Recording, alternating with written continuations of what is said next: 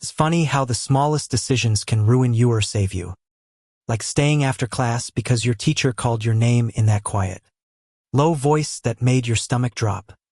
The classroom was almost empty, the smell of dry markers and old paper lingering in the stale air. Outside, the rest of the campus had already fallen into the chaos of Friday night.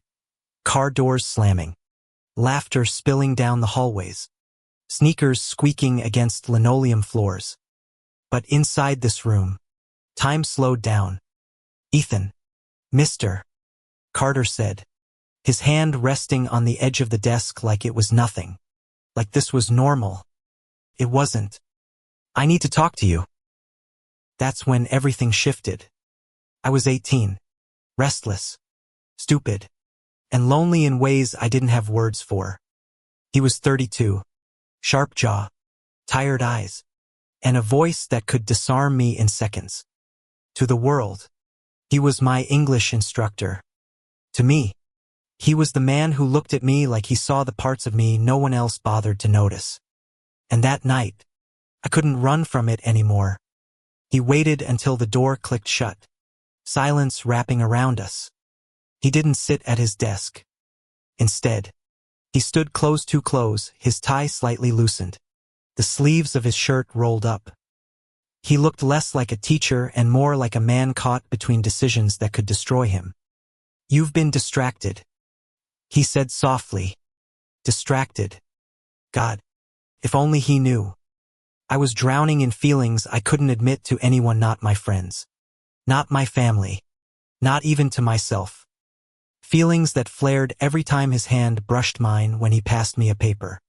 Every time he leaned over to explain a passage in a book and his cologne drifted across my skin. I swallowed. "I'm fine." "You're not." His eyes narrowed, but not in anger, in concern. He had this way of looking at me that made lying impossible. "You're smart, Ethan. Smarter than you give yourself credit for. But something's eating at you. And maybe it was reckless.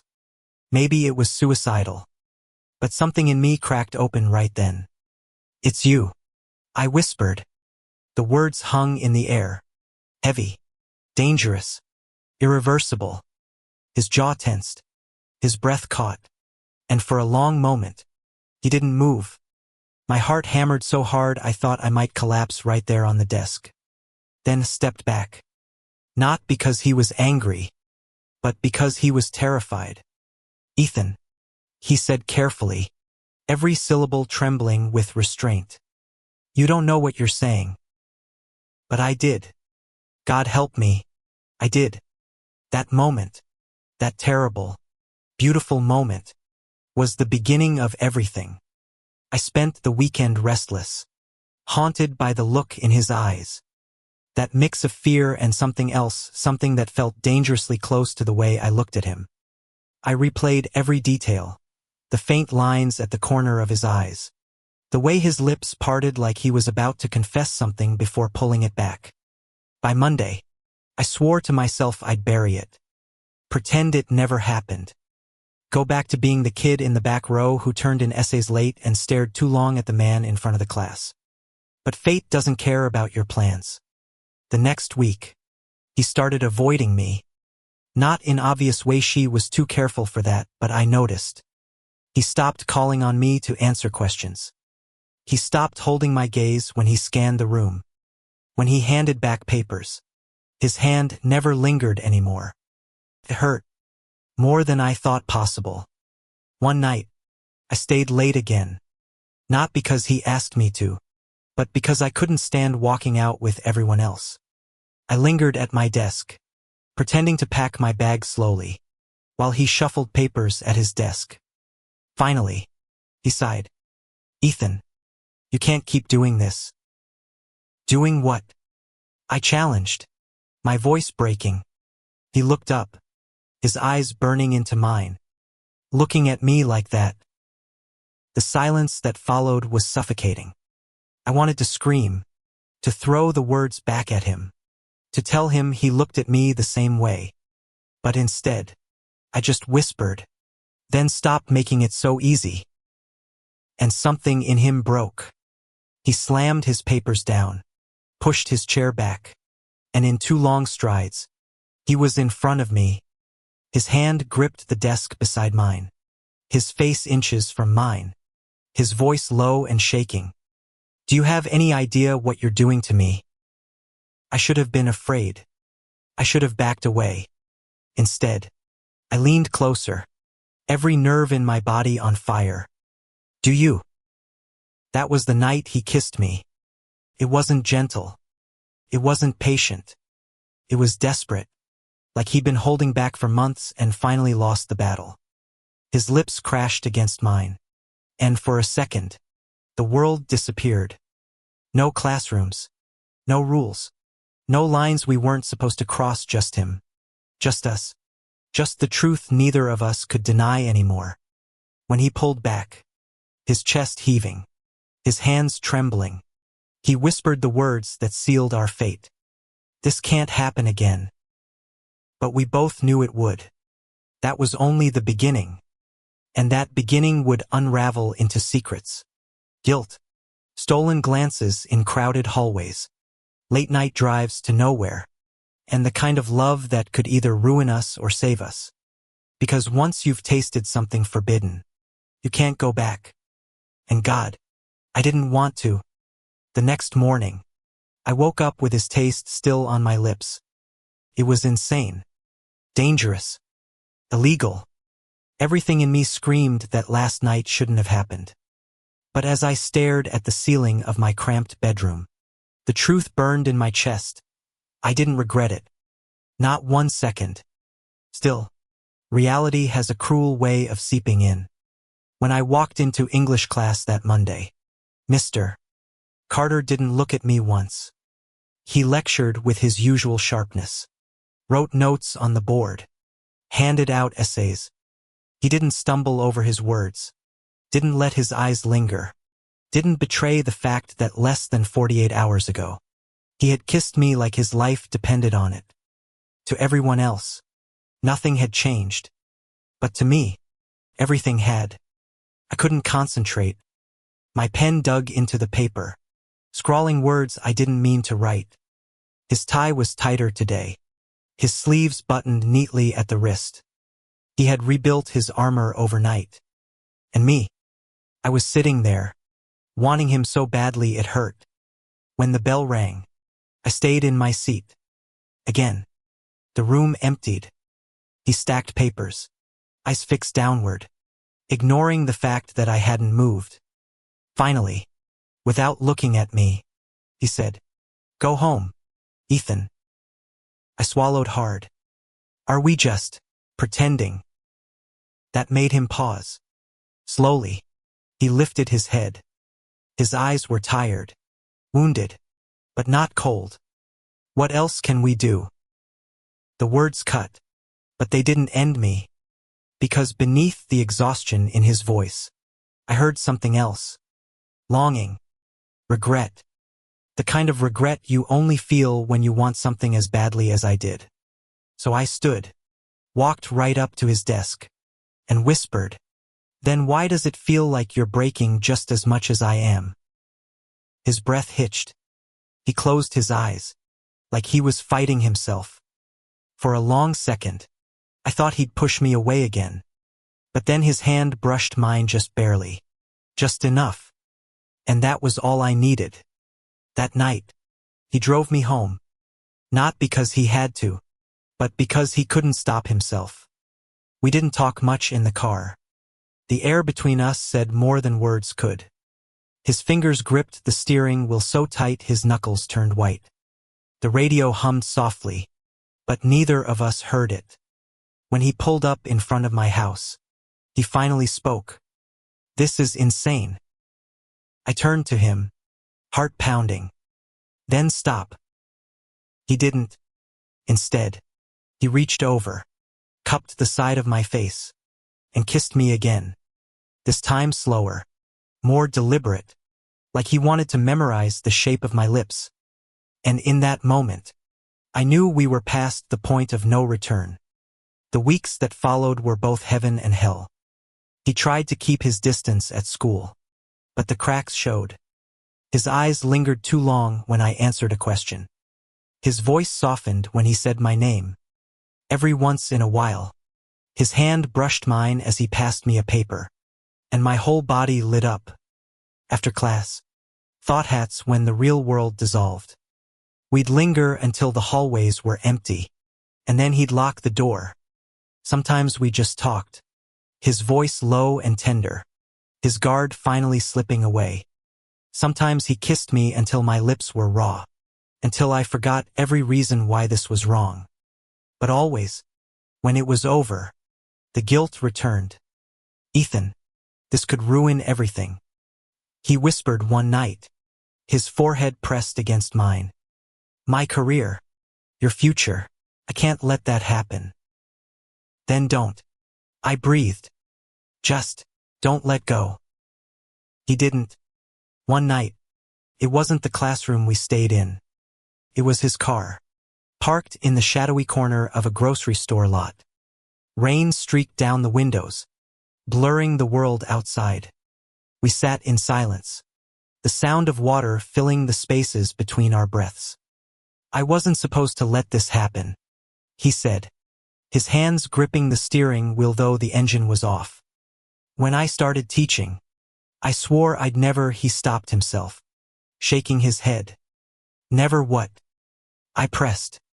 He turned to me, eyes burning. Never fall for someone I couldn't have. The words crashed into me like thunder. He hadn't said it before, not directly, not out loud. But now, it was there, undeniable. You've fallen for me, I whispered. He didn't answer with words. Instead, he kissed me, hard and desperate, the kind of kiss that tells the truth better than any confession. But secrets have sharp edges. One afternoon, we were in the classroom, the blinds drawn, his lips brushing mine. And then footsteps, voices.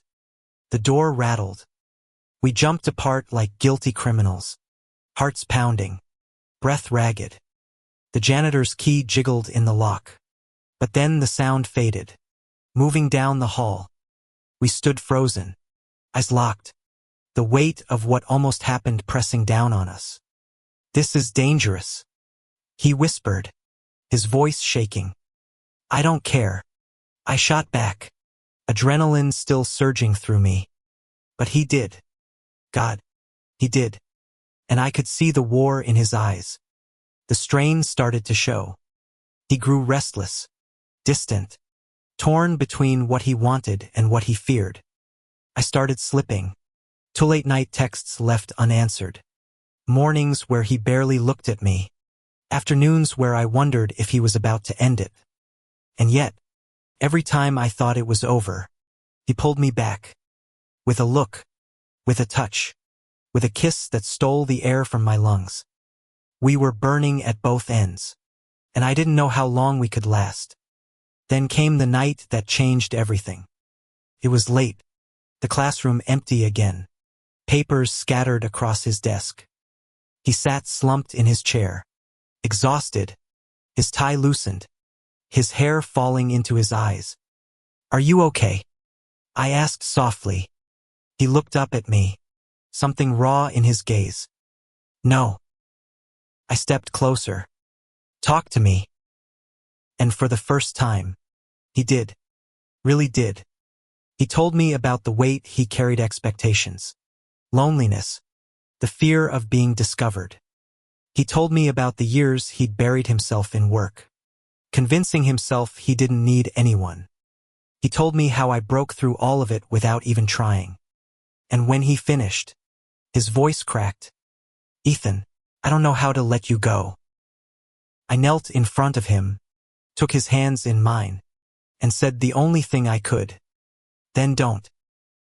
He pulled me into his arms, held me so tight I thought I might disappear into him.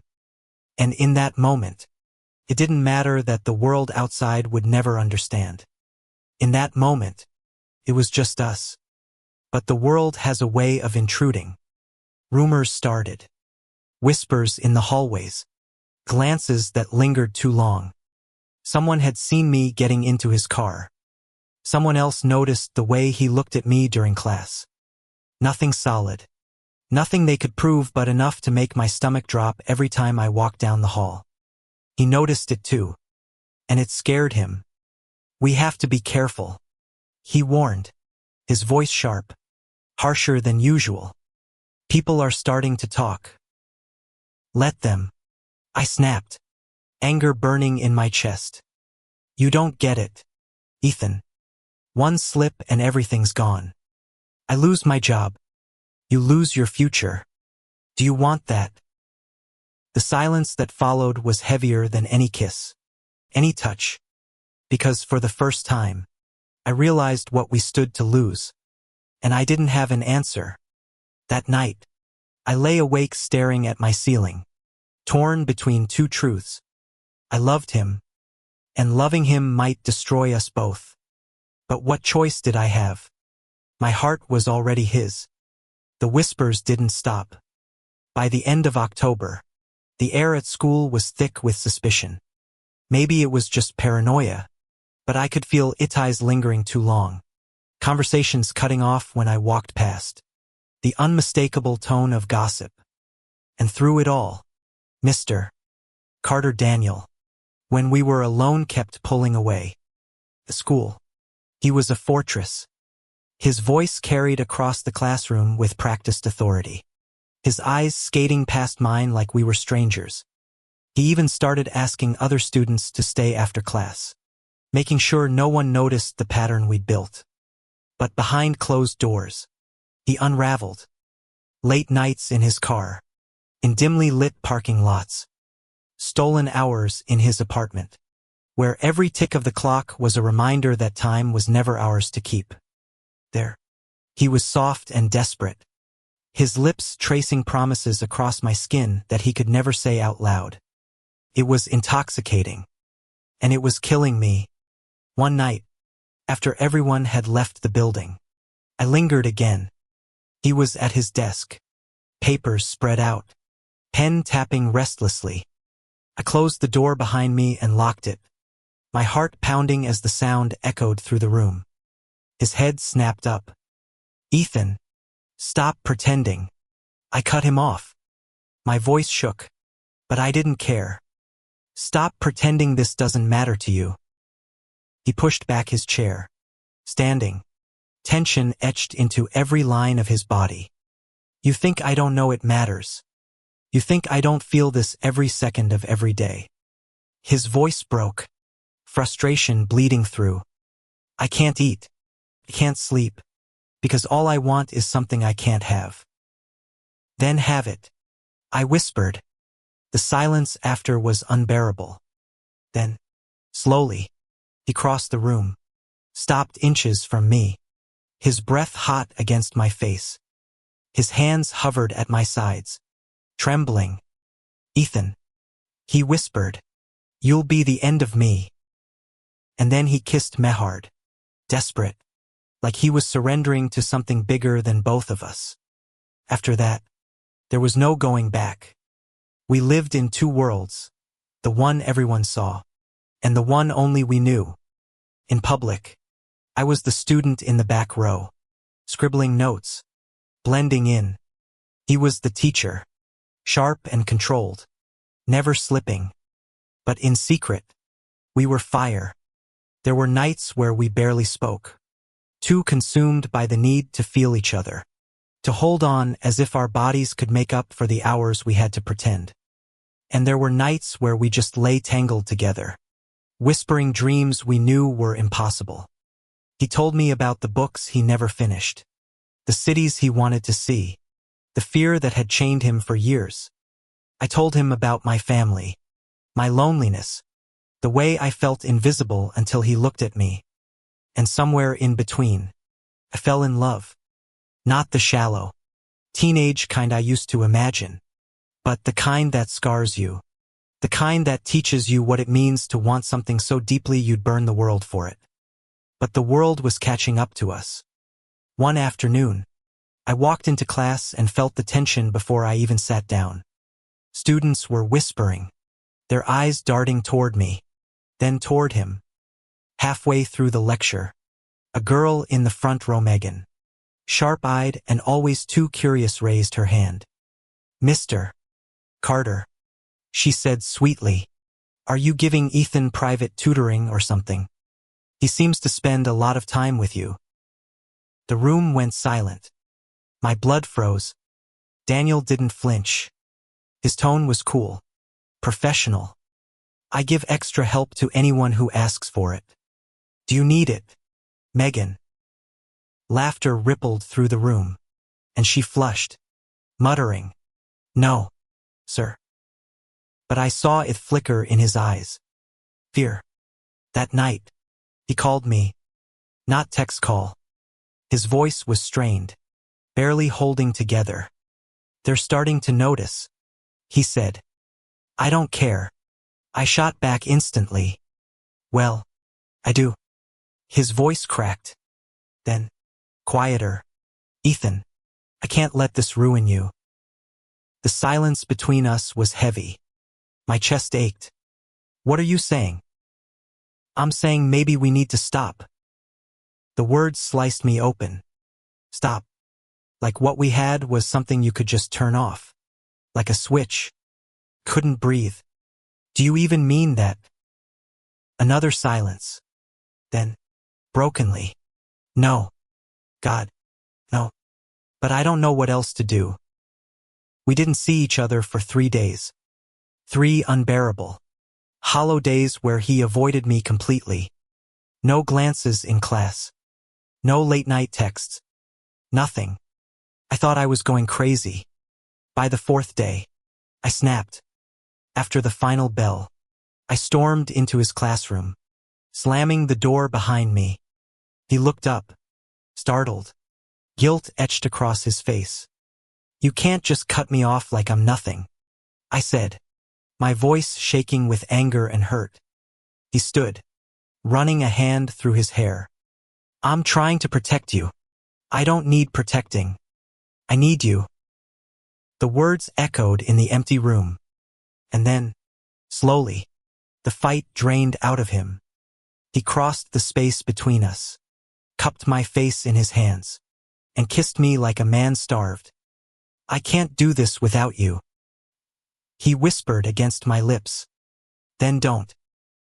And just like that, we were back in the fire. But fate is cruel. One evening, weeks later, we were in his apartment, sprawled on the couch, laughter spilling between us like it was the easiest thing in the world. For once, the weight of secrecy didn't press down. Felt almost normal. Then his phone buzzed. A message. His entire body went still as he read it. "What is it?" I asked, my chest tightening. He didn't answer right away. Finally, he whispered, "The school board wants to meet with me tomorrow." Someone reported something. The world tilted. My stomach dropped. What do you mean reported?" His eyes met mine. Fear raw and unhidden. Us. I felt the floor vanish beneath me. All the whispers, the glances, Megan's pointed questions, it had built to this. Someone had gone further. Someone had spoken. "Daniel," my voice cracked. He pulled me into his arms, holding me like he could shield me from everything. But his voice was broken. "I don't know how much longer we can keep this hidden." I buried my face in his chest, heart pounding so hard it hurt. Because deep down, I knew he was right. And I didn't know if our love was strong enough to survive the storm that was coming. The school board meeting was scheduled for Thursday. I could barely breathe all day Wednesday. Every time I caught Daniel's eyes across the classroom, his expression was steel. Controlled. Empty. Like he'd built a wall around himself so no one could see the terror underneath. But I knew. I knew because it was my terror too. That night, he didn't answer my texts. Didn't pick up when I called. The silence gnawed at me. Worse than any rumor. Worse than any fear. I lay awake staring at my ceiling, counting the cracks in the plaster, trying to imagine what life would feel like without him. Cold. Empty. Pointless. By morning, I was shaking. After the last bell, I stayed hidden in the hallway until the building emptied. My stomach was tight, my hands clammy. I knew I shouldn't, but I went to his classroom anyway. The door was locked, the blinds drawn, but the faint light under the door told me he was inside. I knocked once. Silence. I knocked again, softer this time. Daniel, it's me. The door clicked open, just an inch. His face appeared in the crack, tired and worn, shadows under his eyes. You shouldn't be here, he whispered. Neither should you, I whispered back. But we are. For a moment, he just stared at me. Then, with a quiet sigh, he opened the door wider, letting me in. The classroom felt different, heavy, like it already knew what was coming. Papers were scattered across his desk. Half-graded essays. Lesson plans he'd probably never get to finish. He sank into his chair, rubbing his face. They think I've crossed boundaries. I swallowed. Have you? His eyes shot up to mine, sharp and aching. Ethan, you know I have. We both have. I wanted to scream. Because yes, we had. We'd crossed every boundary we weren't supposed to. But wasn't love supposed to be stronger than rules? They don't know it's true, I said quickly. Deny it. Say it's lies. They can't prove anything. Until they can. His voice cracked. Until someone sees us. Until someone talks. My chest tightened. So what? We just stop. Pretend none of this happened. He stood, crossing the room in 2 strides, his hands gripping my shoulders. His voice was raw, breaking. Do you think I want that? Do you think I haven't dreamed of a world where I can walk into this room and hold you without fear? Then fight for it. I begged. Fight for us. For a long moment, he stared at me, torn apart from the inside. Then his forehead dropped against mine, his hands trembling. I'm so damn tired of fighting everything, he whispered. And in that moment, I felt how close we were to losing. Thursday arrived like a storm. Daniel didn't show up to first period. A substitute teacher stood awkwardly at the front of the room, reading off lesson plans in a monotone voice. The students were restless, buzzing with curiosity. Guess Mr. Carter's in trouble. Someone snickered behind me. I clenched my fists so hard my nails dug into my palms. By lunchtime, the whispers were everywhere. Words like inappropriate, suspicion, investigation. My name never came up directly, but I felt the weight of it pressing down on me, suffocating. I skipped the rest of the day, walked out of the building like a ghost, my chest hollow, my legs heavy.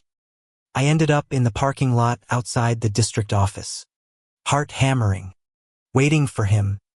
When he finally came out, hours later, his shoulders were slumped, his face pale.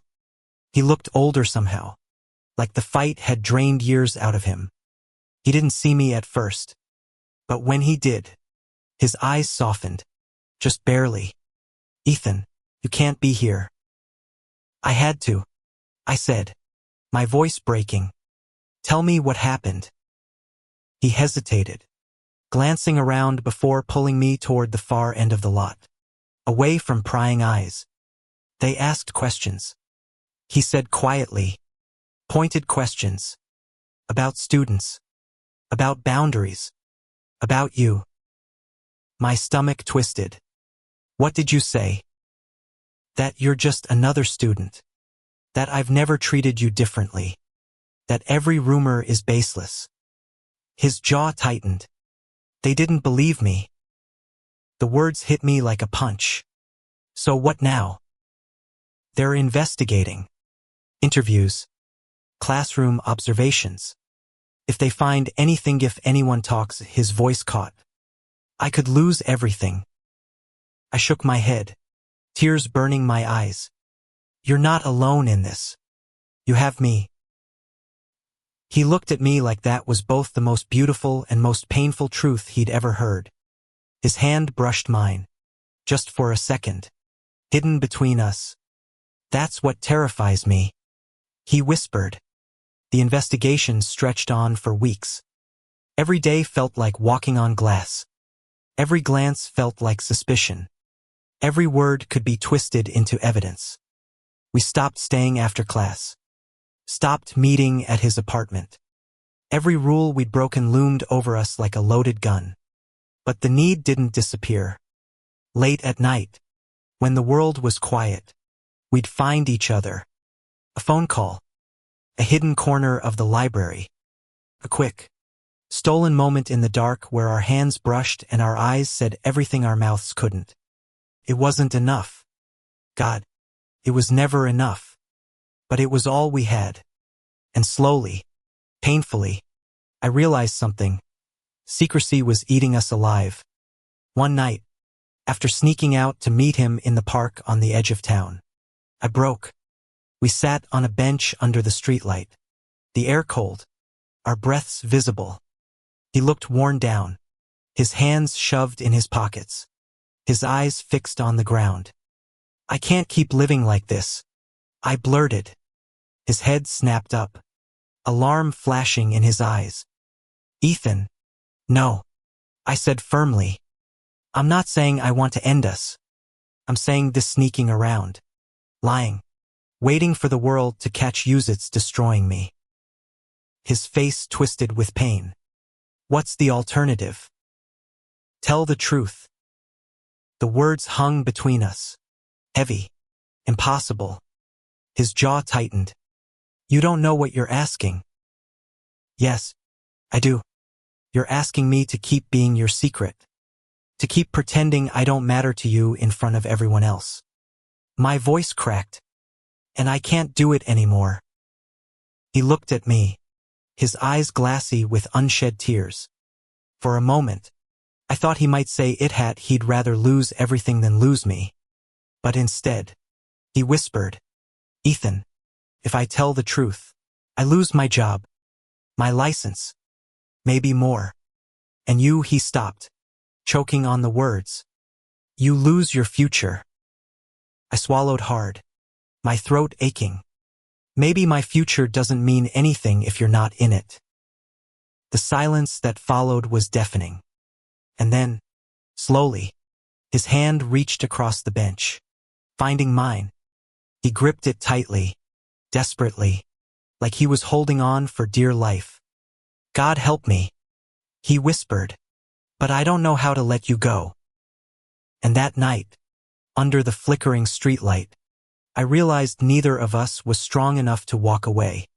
But the storm was still coming. And soon, it would break. Ethan didn't remember when the trembling in his hands stopped. Maybe it was when he finally allowed himself to lean into Daniel's arms. Or maybe it was the moment Daniel whispered those words he thought he'd never hear. You don't have to be afraid anymore. Not with me. Outside, the city kept on living, horns honked. Laughter spilled from late-night diners. Life went on as if the two of them weren't standing at the threshold of something irreversible. Ethan pulled back just enough to see Daniel's face. His mentor's eyes were tired, haunted by guilt and years of restraint.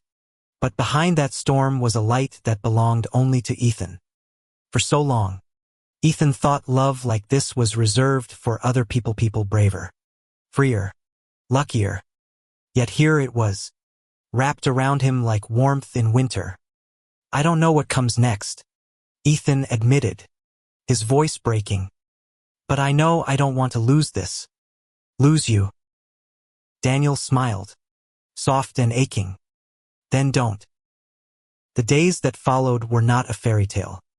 They had to learn how to live in the real world, where whispers in the hallway could cut like knives, where the line between student and mentor felt like a blade above their heads. There were arguments, moments when fear pressed too hard against their ribs. There were nights Ethan cried, convinced the world would never accept them. But Daniel never let go. He showed Ethan that love wasn't about perfection. It was about staying, even when staying was hard. It was about holding on, even when the ground shook. And little by little, the shame Ethan carried for years began to peel away, replaced by something sturdier: pride. Months later, when Ethan walked across the stage at graduation, his eyes searched the crowd until they found Daniel's. They didn't need to smile, didn't need to wave. The connection between them was enough. An unspoken promise that stretched beyond diplomas, beyond classrooms, beyond fear. That night, under the same sky that once bore witness to their first kiss, they stood together again. Daniel's hand slipped into Ethan's, not hidden this time, not trembling. "You've changed my life," Ethan whispered. Daniel pressed a kiss to his temple. "No, Ethan, you changed mine." The world around them blurred, but their love remained sharp, undeniable. It was no longer a secret lesson whispered in the quiet of an empty classroom. It was a story written in the open air, a story of two men who dared to reach for happiness despite the odds. And in the end, it wasn't tragedy that defined them. It was love. It was always love. Thank you for listening. If you find it interesting, please like and subscribe to follow the next stories.